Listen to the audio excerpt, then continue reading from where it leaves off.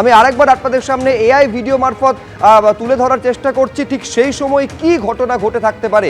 এখন প্রশ্ন হচ্ছে ঠিক কি ধরনের যান্ত্রিক ত্রুটি ধরা পড়েছিল সেইগুলো তদন্তের মধ্যে দিয়ে উঠে আসার সম্ভাবনা। কিন্তু যে ঘটনা ঘটেছে আজকে সকাল 8টা নাগাদ মুম্বাই থেকে বিমানে রওনা দেন বারামতির উদ্দেশ্যে মহারাষ্ট্রের উপমুখ্যমন্ত্রী। 8:45 নাগাদ দুর্ঘটনার মধ্যে পড়ে এই বিমান, যেখানে অজিত পাওয়ার ছিলেন এবং তার সঙ্গে থাকা আরও যে 4 জন তাদের প্রত্যেকের মৃত্যু হয়েছে। অবতরণের সময় ভেঙে পড়ে বিমান, এমনটা খবর পাওয়া যাচ্ছে সূত্র মারফত। প্রথমবার অবতরণের সমস্যা হয়, দ্বিতীয়বার অবতরণের আগে অনুমতি চান এবং তখনই মেডে কল পাঠান পাইলট এবং তারপরেই ভেঙে পড়ে বিমান। এখন বারামতিতে বিমানটা ভেঙে পড়লো কেন? পাইলট ক্যাপ্টেন বি পার্থসারথী কি বলছেন আসুন একবার দেখি।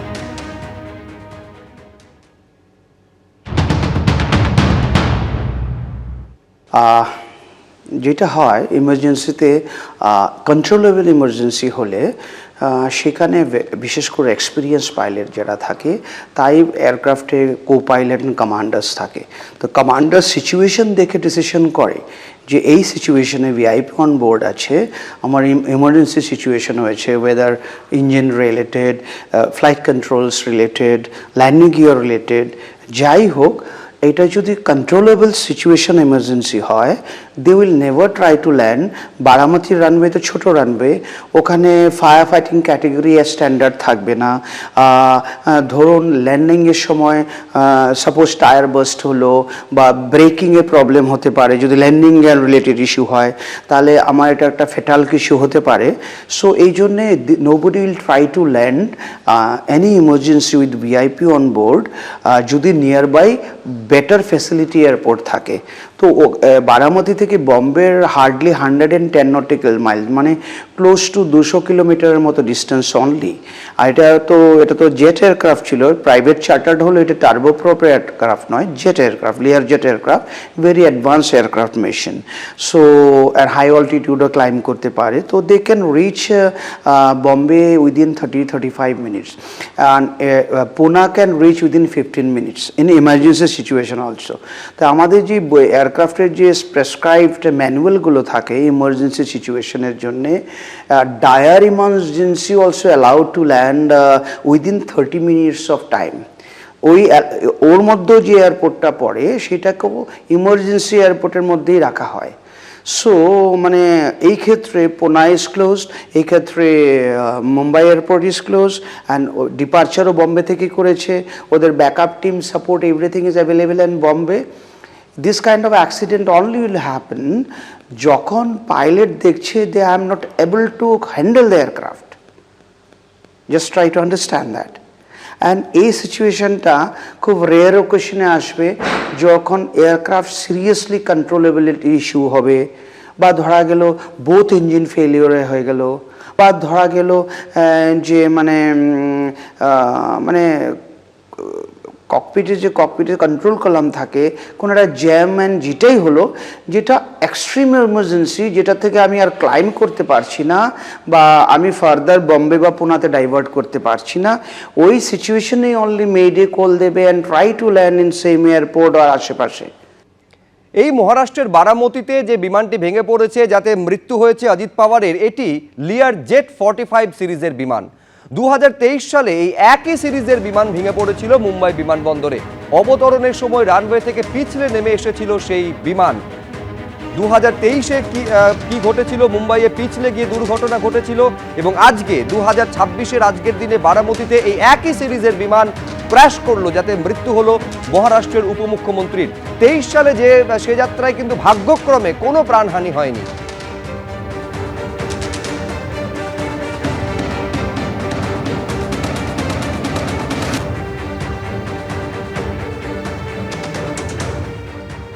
মহারাষ্ট্রের বারামতিতে ভয়াবহ বিমান দুর্ঘটনায় ভেঙে পড়া প্রাইভেট বিমানে উপমুখ্যমন্ত্রী অজিত পাওয়ার ছিলেন।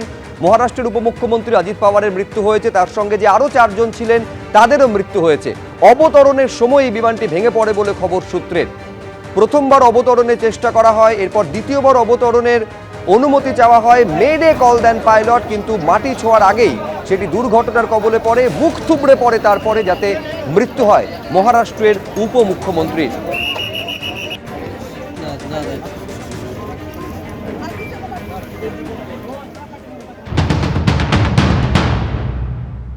এটা সেকেন্ড টাইম ল্যান্ড করতে এসে এটা রানওয়ে সাইডে ক্র্যাশ হয়ে যায়। তখন এখানে বোঝা যাচ্ছে যে আর যেটা আমরা দেখলাম ওয়েদারটা আমাদেরকে আরেকবার দেখানোর দরকার আছে যে ওখানে কুয়াশা ছিল কিনা, কুয়াশা ছাড়া আর কোনো ওয়েদারের কোনো প্রবলেম ছিল কিনা। বাট যেটা আমরা নেট চেক করে দেখলাম যে ওয়েদার ঠিকই ছিল। তো ওয়েদার যদি ঠিক ছিল তখন সেকেন্ড বার ল্যান্ড করতে আসছে, তো সেটা একটু অস্বাভাবিক লাগছে আমারও যে সেকেন্ড বার কেন আসছে। অনেক সময় হয় কি, প্রথমবার যেহেতু এটা রানওয়েটা ছোট ছিল, রানওয়ে 1700 মিটার্স মানে 1.7 কিলোমিটার এটা রানওয়ে। তো সেটা একটু মানে যখন ধরুন কলকাতা এয়ারপোর্টের রানওয়ে সেটা 3.5 থেকে 4 কিলোমিটার, জাস্ট যদি আপনি কম্প্যারিজন করেন। তো সেই এতে সূত্রে এটা এক ছোট রানওয়ে, যেহেতু এটা লোকাল ছোট শহরের মধ্যে এটা স্বাভাবিকই হয় ছোট রানওয়ে থাকে। তো তখন হয় কি, কখনো যখন ল্যান্ড করতে আসে যদি একদম রানওয়ের সামনে মানে একদম প্রথম থেকেই ল্যান্ড করতে হয়, কখনো কখনো আমরা এটা মানে কি বলে এক্সপিরিয়েন্স পাইলটেরই এটা হয়ে থাকে, এটা নর্মাল।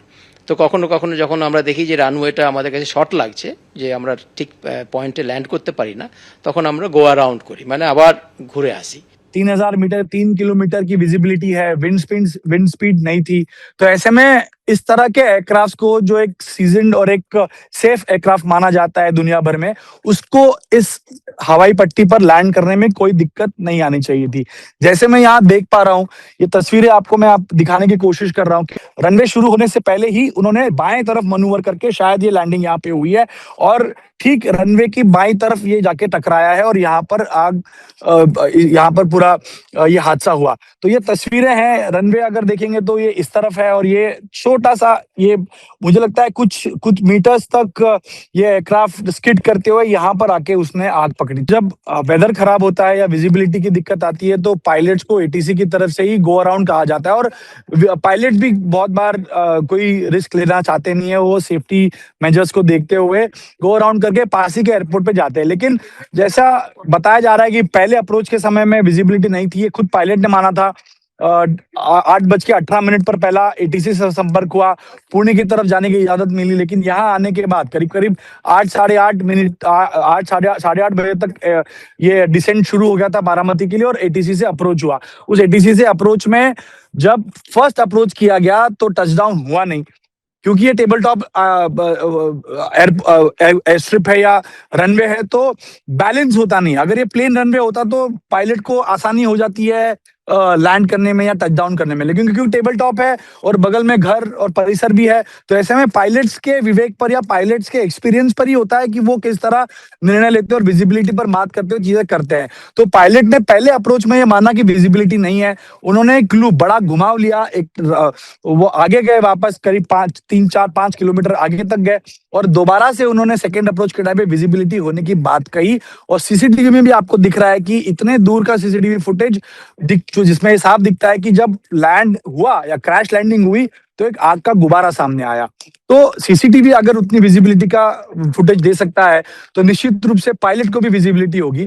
तो ऐसे समय में कहाँ दिक्कत आई? क्या ये टेबल टॉप रनवे की वजह से दिक्कत आई? सर है, ये पूरी जांच का विषय है कि आखिर क्या हुआ होगा। अगर विजिबिलिटी है, अगर वहां पर पूरी तरह से विंड स्पीड नहीं है, तो अमूमन 15-16 हजार घंटे जिस व्यक्ति ने, जिस पायलट ने फ्लाई किया है, उसे तो यहाँ पर लैंड करने में कोई दिक्कत नहीं आनी चाहिए थी। अब बात आता है एयरक्राफ्ट का कि क्या मेंटेनेंस में कोई चूक हुई थी, टेक्निकल फॉल्ट था, क्या ग्लिच थे, ये तो अब डीजीसीए और तमाम एजेंसीज की जांच में सामने आएगा।